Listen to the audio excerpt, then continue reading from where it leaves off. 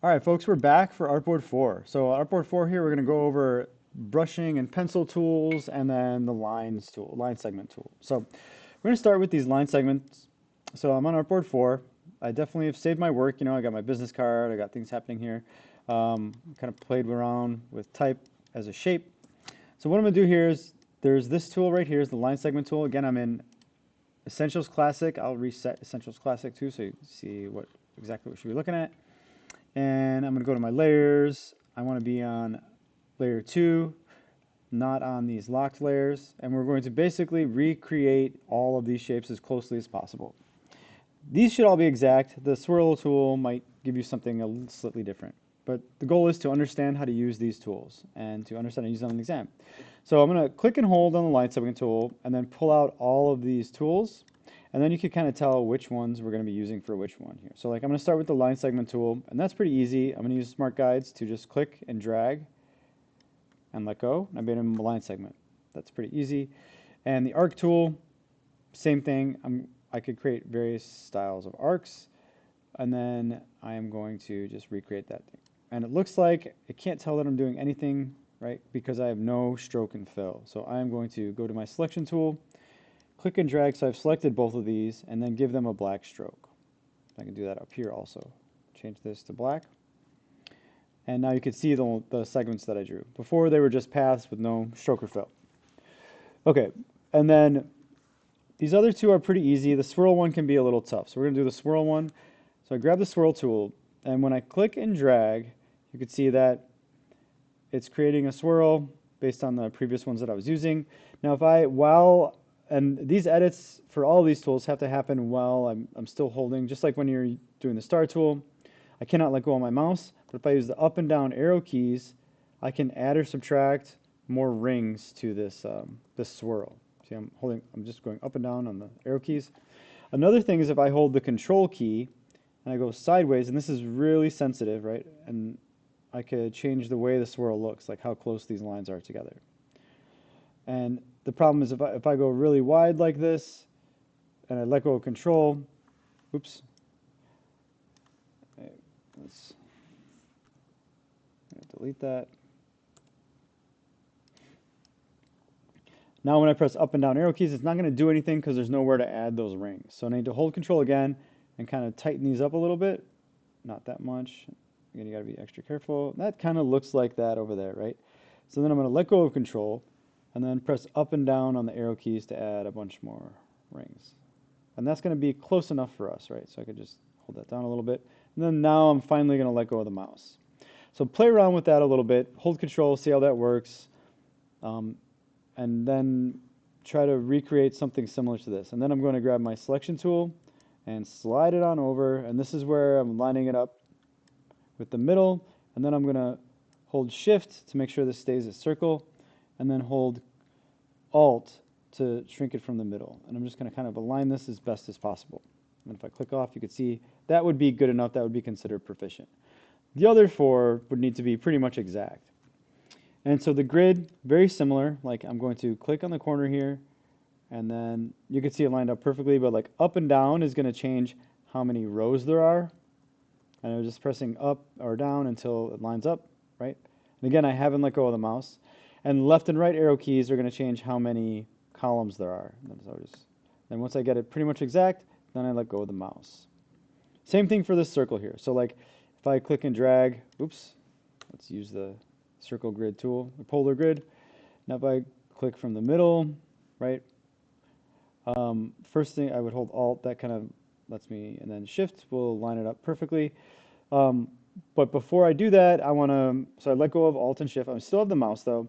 I'm going to use the left and right arrow keys to make sure I have the right amount of pie pieces, which would be 3.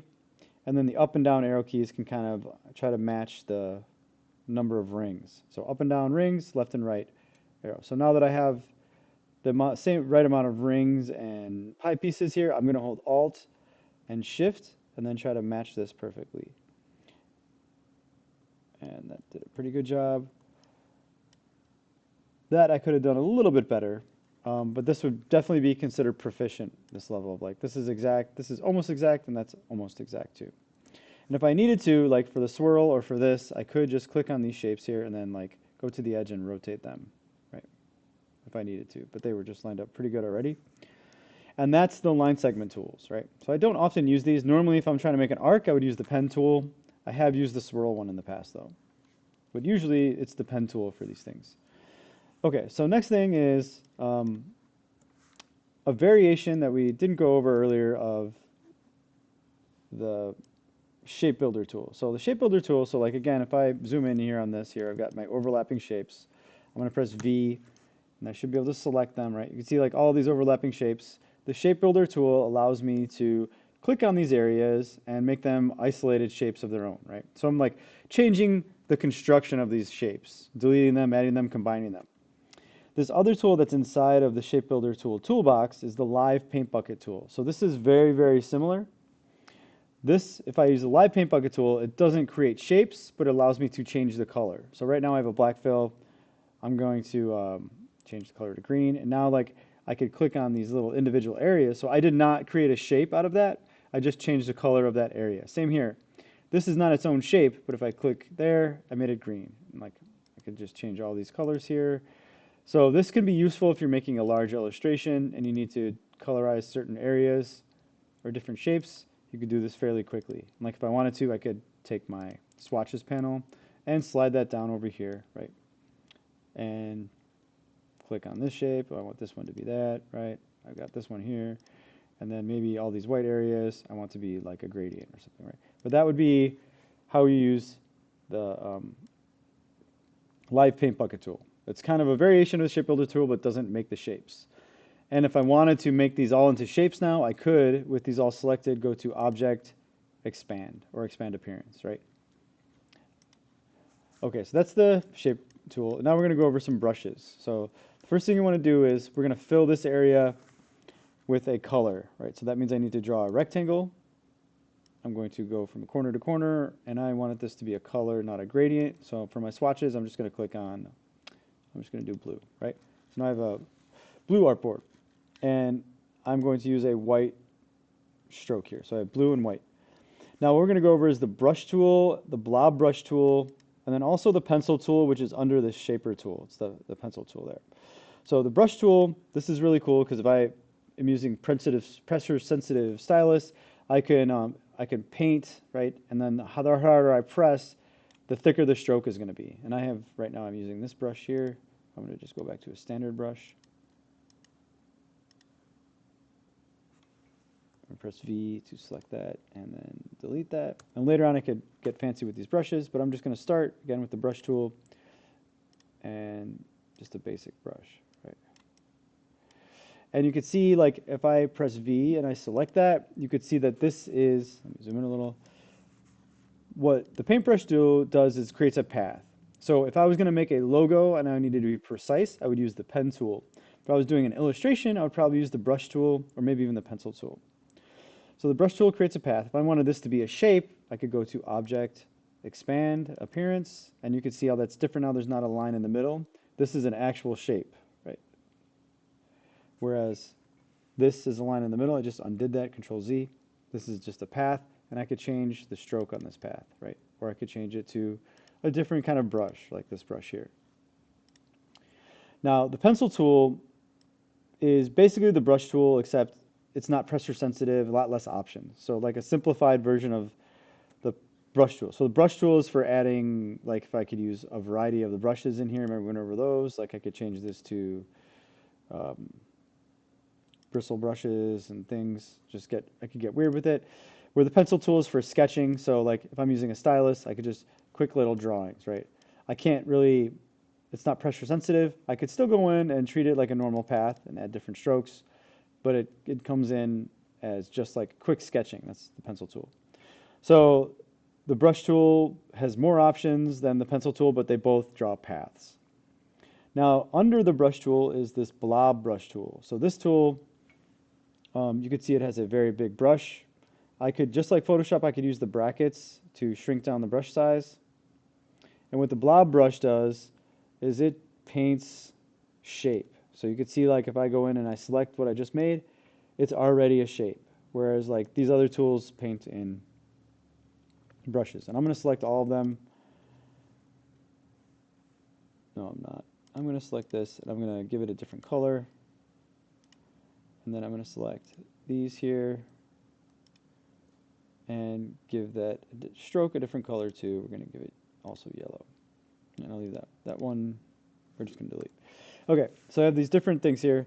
And then last but not least is the eraser tool. So like if I use the eraser tool and I just click and drag, I basically have just cut into whatever shape I just had selected. So like you can see this rectangle now is an odd shape, a rectangle with like a piece cut into it. And then again, I could use, if I use the eraser tool, I can change the brush size by using the brackets. But most of these tools here, if I double click on the tool, that's where I can get options for the brush like we have in Photoshop, right? So instead of right clicking with a brush and seeing more options or looking on the options bar, if I want to change these different tools, I have to double click on the tool, and then I could change, like if I want to make the brush a different angle, or like maybe I want it to look like a calligraphy pen or something like that. That's how I would do that. And that works the same for the paint bucket tool. I could change the options for the paint bucket tool. I can go in and I could change the options for the shape builder tool. Certain ways that it does certain things. And then with the eraser tool, same thing, where we just did that one. And then the brush tool, right? The blob brush tool, do I want it to keep selected? Yes, probably. I probably want to have that one. Merge only with selection. That would be good to have too. And fidelity is like how true to my brush strokes are we doing this here? So like, is it more accurate and edgy, or is it Illustrator going to make these lines look really smooth? And that's a breakdown. So like what you do here is just kind of like use these different tools, the blob brush, the eraser tool, the pencil tool, and the brush tool to make some abstract art. And that is our introduction to this Illustrator program. Later on, if you're doing it and following along, you should be okay, but there will be instructions later on how to submit this there is one outcome based on technical skills. And so great job, everybody, and I'll see you in the next video. Hope you enjoyed learning the basics of Illustrator and you're ready to start creating with this program. And have a great day.